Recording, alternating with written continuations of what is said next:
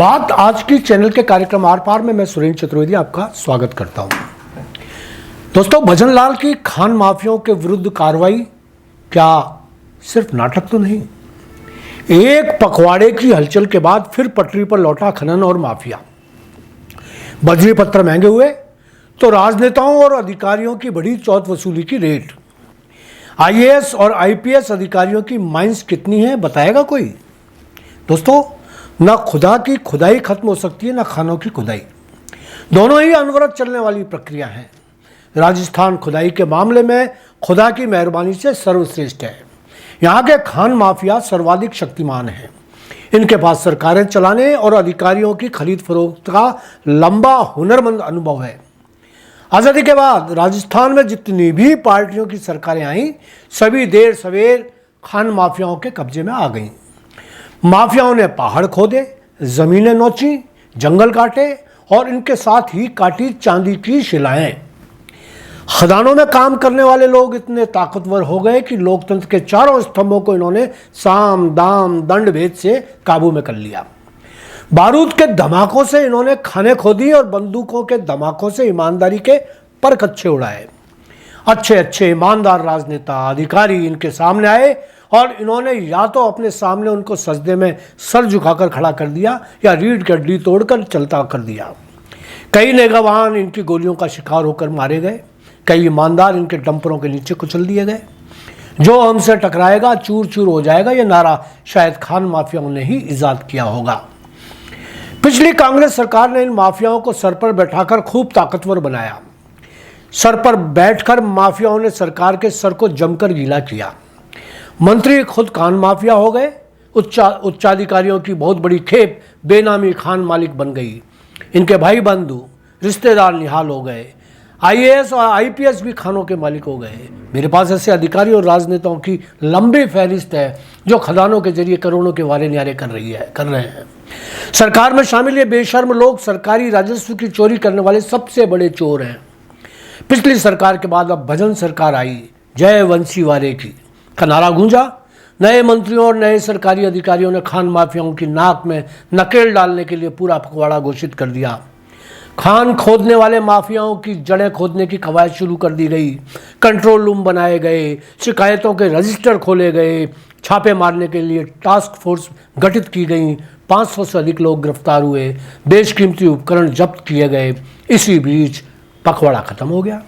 ठीक उसी तरह जिस तरह सड़क सुरक्षा पखवाड़े में हेलमेट और सीट बेल्ट पहनाए जाते हैं, सख्ती का नाटक किया जाता है, चालानों के टारगेट पूरे किए जाते हैं, बाद में वही पुरानी माथाकूट शुरू हो जाती है।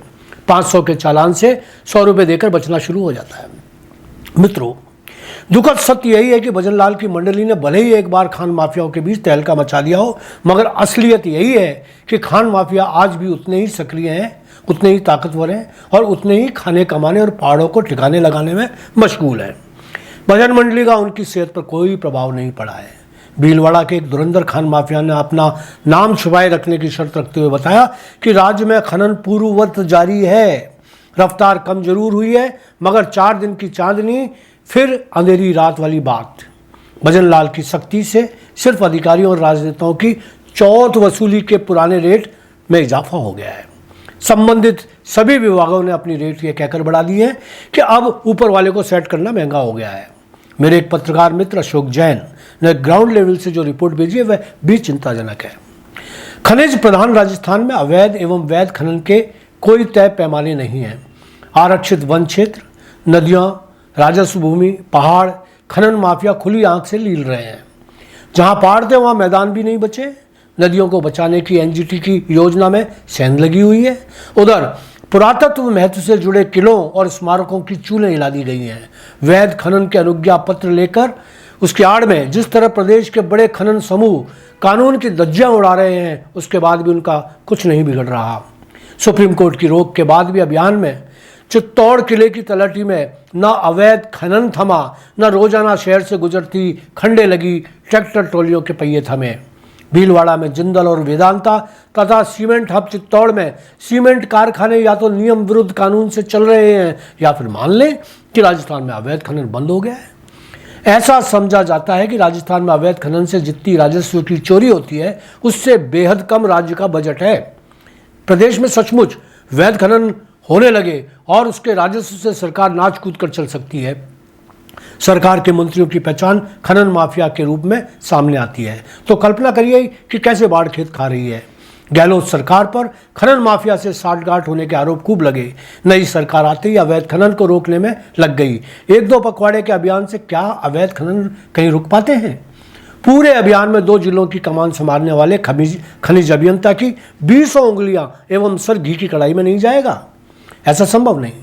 प्रदेश में डबल इंजन सरकार और भीलवाड़ा में डबल रोल वाली जिम्मेदारियां, और वह भी माइनिंग जैसे सोना उगलने वाले विभाग में मिलना किसी जैकपॉट से कम नहीं। ऊपर से यह बताने को कोई तैयार नहीं कि जब बनारस में कोठारी नदी की बजरी नहीं आ रही तो यहाँ की बजरी शहर में कैसे आ रही है और अन्य जिलों में कैसे पहुँच रही है। विभागीय तर्क यही है कि बजरी बहुत पुरानी खोदी हुई है। चलिए मान लें कि बजरी पुरानी है तो एक पखवाड़े चले अभियान में उसको जब्त क्यों नहीं किया गया? यूं रेत के कई जखीरे अभियान में पकड़े गए, लेकिन सवाल वही कि जब लीज नहीं तो रेत से किसकी आंखों में झोंकने की कोशिश की जा रही है। आज इतना ही, धन्यवाद।